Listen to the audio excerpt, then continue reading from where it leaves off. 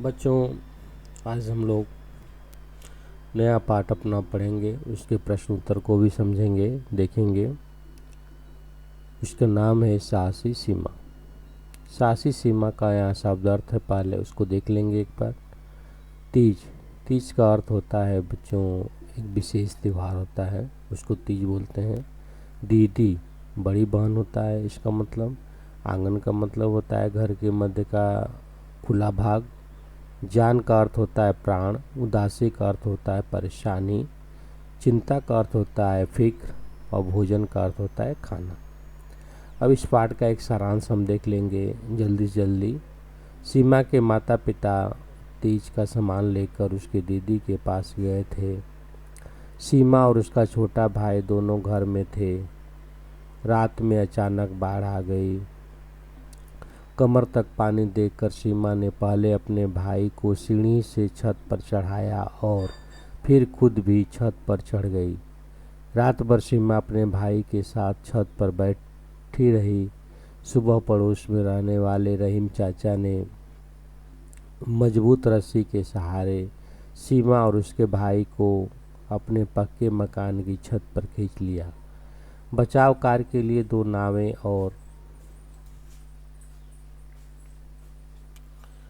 नावें और एक मोटर बोट आ गई। 15 लोगों के साथ सीमा और उसके भाई को भी सुरक्षित जगह पर पहुंचाया गया।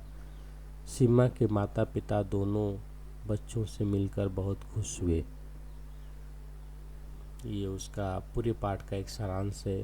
मतलब कम जगह में ज़्यादा आप समझ सकते हैं, लिख सकते हैं। अगला है इसका अभ्यास में प्रश्न उत्तर। सीमा के माता पिता कहाँ गए थे? उत्तर में आप लोग लिखेंगे सीमा के माता पिता तीज का सामान लेकर उसकी दीदी के घर गए थे। फिर अगला प्रश्न है, सीमा ने घर के किन किन सामानों को ऊंचाई पर रखा होगा? तो उत्तर में लिखिएगा सीमा ने उठ सकने लायक हर सामान को ऊंचाई पर रखा होगा। सीमा की अपने माता पिता से फ़ोन पर बात क्यों नहीं हो पाई? तो उत्तर में लिखिएगा बाढ़ के कारण फ़ोन का नेटवर्क काम नहीं कर रहा होगा, इसलिए सीमा की अपने माता पिता से बात नहीं हो पाई। फिर प्रश्न है, माता पिता से मिलने पर सीमा की क्या क्या बातें हुई होंगी? तो उत्तर में लिखिएगा आप लोग, माता पिता से मिलने पर सीमा ने उन्हें बताया होगा कि कैसे उसने सामानों को ऊंचाई पर रखा, छोटे भाई को जगाया और फिर उसे छत पर चढ़ाया।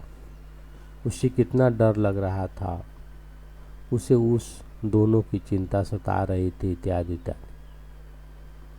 फिर अगला है प्रश्न, आपदा अचानक आती है जैसे भूकंप, बाढ़, आग लग जाना, बादल फटना, बिजली गिरना। सोचो और बताओ ऐसे समय में हमें क्या करना चाहिए? क्या करना चाहिए? तो इसको आप समझ लीजिए। ऐसे समय में हमें घबराना नहीं चाहिए।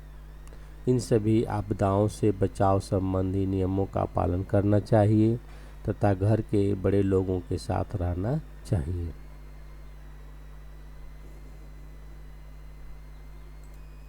अगला है प्रश्न, रात को रात्रि भी कहते हैं, इसी प्रकार दरवाज़ा को द्वार। नीचे दिए गए शब्दों को और क्या क्या कहते हैं लिखिए। जैसे शब्द दिए गए हैं, इसको दूसरा नाम क्या है वो आपको लिखना है। नाव का अर्थ होता है नौका। भाई का अर्थ होता है भ्राता। गांव का अर्थ होता है ग्राम। काम का अर्थ होता है कार्य। घर का अर्थ होता है गृह। या इसको ये कह सकते हैं, नाव को हम नौका भी कहते हैं, भाई को भ्राता भी कहते हैं, गांव को ग्राम भी कहते हैं, काम को कार्य भी कहते हैं, घर को गृह भी कहते हैं।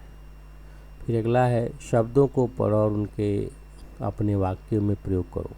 जैसे शब्द है ना, उसको एक वाक्य बनाकर ऐसे प्रयोग करना है कि ये शब्द उसमें आ जाए। जैसे अचानक। अचानक, तो इसको वाक्य प्रयोग क्या होगा? अचानक डाली टूटने से बंदर पानी में गिर पड़े। फिर अगला शब्द है खुश। खुश का वाक्य प्रयोग क्या होगा? सीमा के माता पिता उससे मिलकर खुश हुए। फिर अगला वाक्य प्रयोग करना है आपको सुरक्षित का। तो कैसे करेंगे? सीमा अपने भाई के साथ नाव में बैठकर सुरक्षित पहुंच गई। फिर अगला होगा सीढ़ी। सीढ़ी का वाक्य प्रयोग होगा, सीमा ने सीढ़ी के सहारे अपने भाई को छत पर पहुंचाया। इस प्रकार यह पाठ समाप्त हुआ। धन्यवाद।